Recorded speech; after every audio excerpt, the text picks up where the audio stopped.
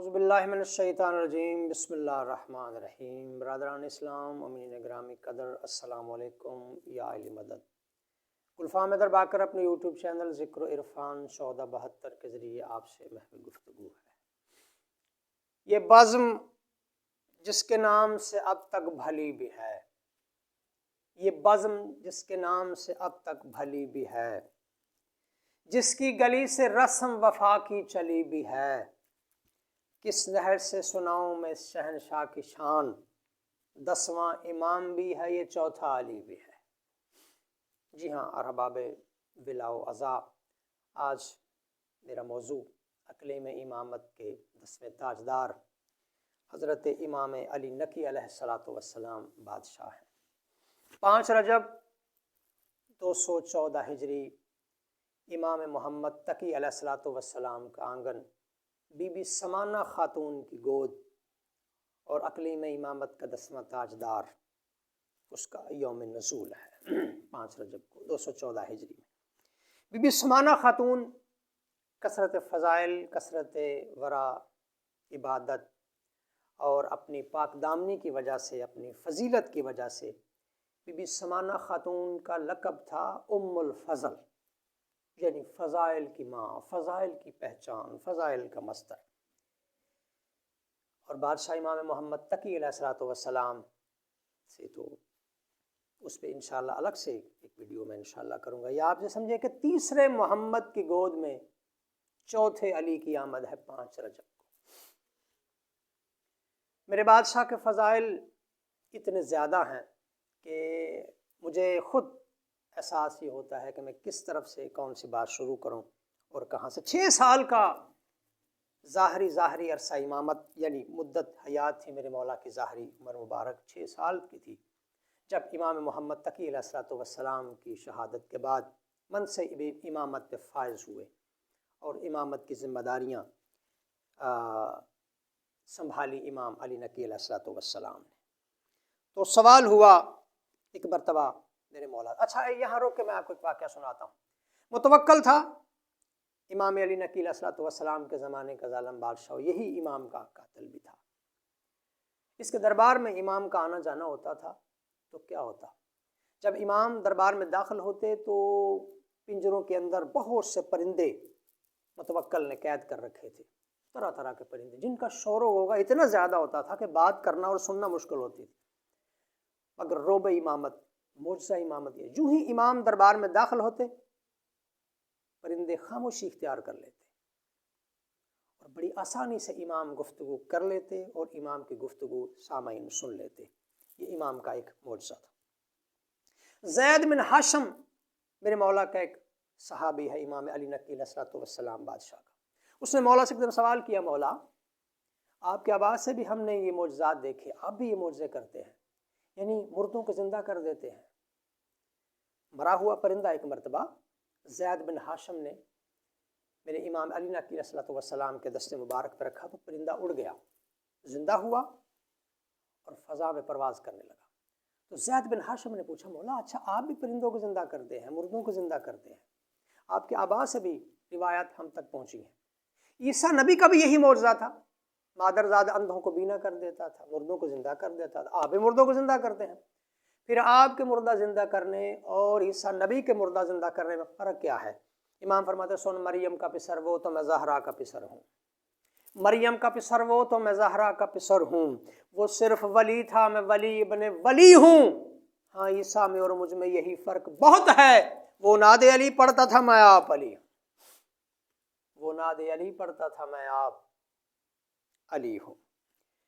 بادشاہ کے اسم مقدس علی، کنیت ابو الحسن تھی، القاب میرے بادشاہ کے ڈھیر سارے تھے، ناصر، متوکل، عسکری، مرتضیٰ اور نقی بھی میرے مولا کا لقب ہے، اصل نام میرے مولا کا وہ علی ہے۔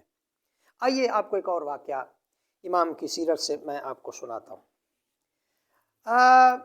متوکل بیمار ہو گیا اور اتنا شدید بیمار کہ جو شاہی طبیب معالج تھے نا، انہوں نے ہاتھ کھڑے کر دیے، عاجز آ گئے، بستر مرگ پہ جا پہنچا۔ اچھا منکر تھا، دشمن تھا، مگر متوکل کی ماں کے دل میں محمد و آل محمد کی محبت کا چراغ جلتا تھا۔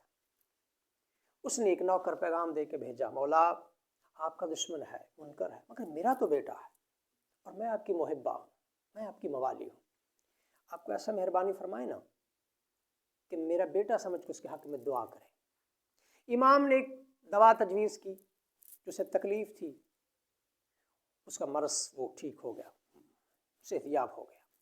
اچھا، متوکل کی ماں نے بیٹے کی صحت یابی کی نظر مانی ہوئی تھی، خوشی کے طور پہ، ہدیے کے طور پہ امام علی نقی علیہ الصلوۃ والسلام کو ایک دیناروں کی تھیلی اور ایک تلوار ہدیے کے طور پہ بھیجی۔ جو سپاہی لے کے آیا، امام نے فرمایا اسے گھر کے فلاں کونے پہ رکھ دو۔ اسے دیکھا بھی نہیں، اسے کھول کے چھوا بھی نہیں، نوکر رکھ کے چلا گیا۔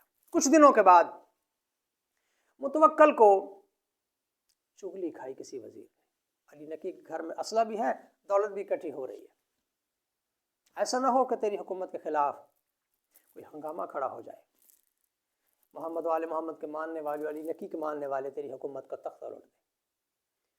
بادشاہ آپ کو پتہ کانوں کے کچے ہوتے ہیں، ایک سپاہی کا دستہ بھیجا، جاؤ جا کے لے کے آؤ۔ دروازے پہ دستک ہوئی، کون؟ متوکل کے سپاہی آئے ہیں، گھر کی تلاشی لینی ہے۔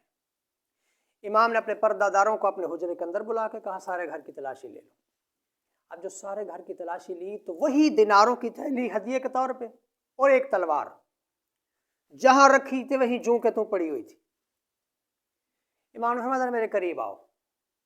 امام نے دیناروں کی تھیلی اور اس تلوار کو، وہ جو سپاہیوں دستوں کا جو سالار تھا نا، تو فوجی دستہ آیا تھا، اس کے ہاتھ پر رکھ کے امام فرماتے معصوم کی تعظیم سے افکار سنبھالو، معصوم کی تعظیم سے افکار سنبھالو، 14 کی محبت سے ہی کردار سنبھالو، اور 100 بار بھی آؤ تو یہاں کچھ نہ ملے گا، سوچو نہ ہمیں اپنی یہ تلوار سنبھالو، سوچو نہ ہمیں اپنی یہ تلوار سنبھالو۔ آئیے نظم کا حصہ خراج عقیدت کے طور پہ پیش کرتے ہیں۔ یا رب وہ قلم دے کہ جو لفظوں کا بھرم ہو، یا رب وہ قلم دے کہ جو لفظوں کا بھرم ہو، قط ہو کہ زمانے کے ہر ایک خط سے حرم ہو، امکان کی حد تک در سادات پہ خم ہو، امکان کی حد تک در سادات پہ خم ہو، پر اس سے بھی 14 کی فضیلت نہ رقم ہو، پر اس سے بھی 14 کی فضیلت نہ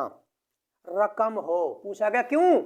میں کہہ رہا ہوں یہ سخت ضرورت جو مجھے آن پڑی ہے، دراصل معراج کا عنوان علی ہے، دراصل معراج کا عنوان علی ہے۔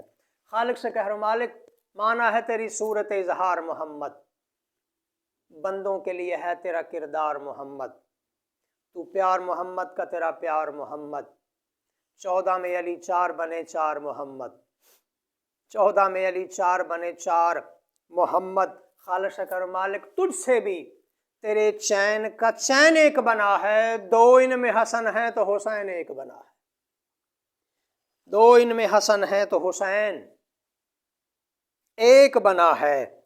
ہاں پہلا محمد ہے تیری ہم سے ظاہر، اور دوسرا اب تک بھی تیرے علم کا باقر، پھر تیسرے کی ذات کا تقویٰ بھی ہے شاکر، چوتھا تیرے پردوں میں بھی 14 میں بھی آخر، محمود و محمد میں عجب ربط بنا ہے، یہ شان ہے تیری کہ تو 14 کا خدا ہے، یہ شان ہے تیری کہ تو 14 کا خدا ہے، یہ شان ہے تیری کہ تو 14 کا۔ اعلیٰ سے جو مشتق ہے وہی پہلا علی ہے، اعلیٰ سے جو مشتق ہے یعنی جدا ہے، اعلیٰ سے جو مشتق ہے وہی پہلا علی ہے، پھر دوسرا سجاد ہے سجدوں کا ولی ہے، پھر تیسرا مشہد کا شہنشاہ ہے سخی ہے، چوتھا ہے ذکی ابن تقی نام نکی ہے، چوتھا ہے ذکی ابن تقی نام نکی ہے، مالک مجھے دے اذن کے تقدیر بنا لوں، میں چوتھا علی آج ملنگوں کو سنا دوں، میں چوتھا علی آج ملنگوں کو سنا دوں۔ متوکل کے دربار میں بادشاہ داخل ہوئے، کوئی اس نے گستاخی کی بات کی، اپنے جھوٹے فضائل پڑھنے شروع کیے، جلال آیا اللہ کے جلال کو۔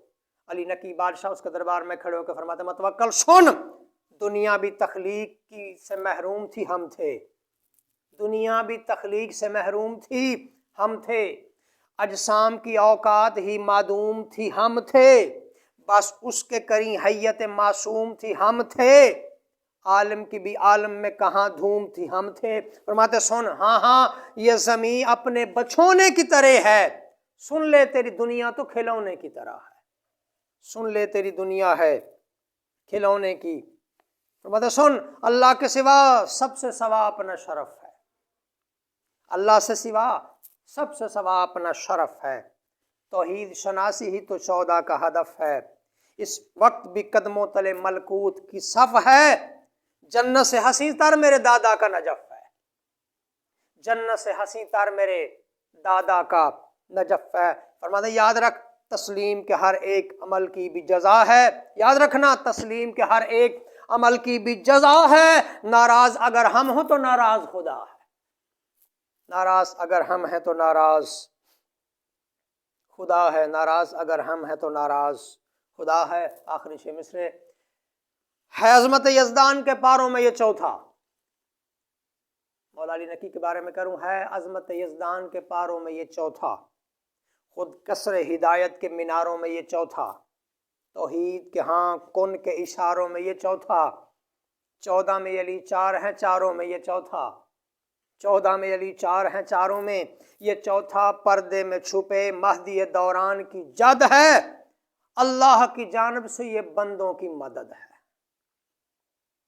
اللہ کی جانب سے یہ بندوں کی مدد ہے۔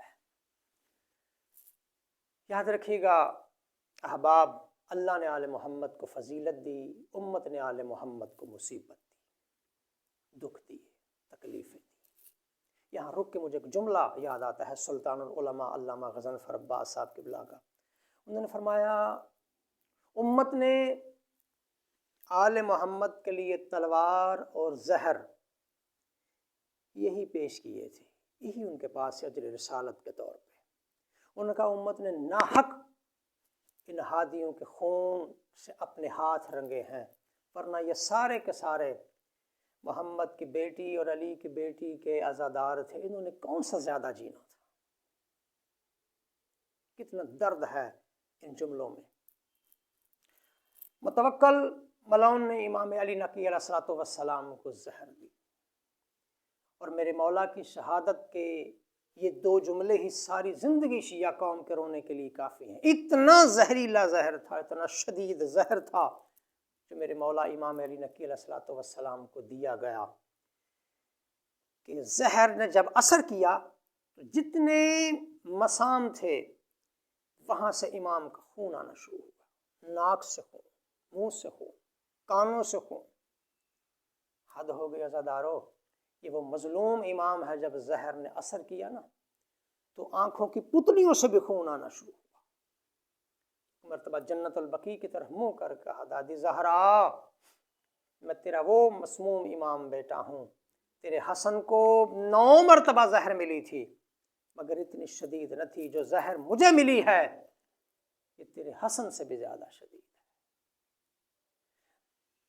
دادی زہرا، حسن امام کے پاس تو پھر بھی بہنیں تھیں جو جگر کے ٹکڑے کٹ کٹ کے باہر آتے تھے، سنبھالنے والے تھی، میرے پاس تو نہ کوئی سکینہ ہے، نہ کوئی زینب ہے، نہ کوئی کلثوم ہے۔ قبر بطول سے آواز آئی، او میرا لخت جگر، ان سارے مقدموں کا مقدمہ معاشر کی عدالت میں پیش کروں۔ السلام علیکم یا علی۔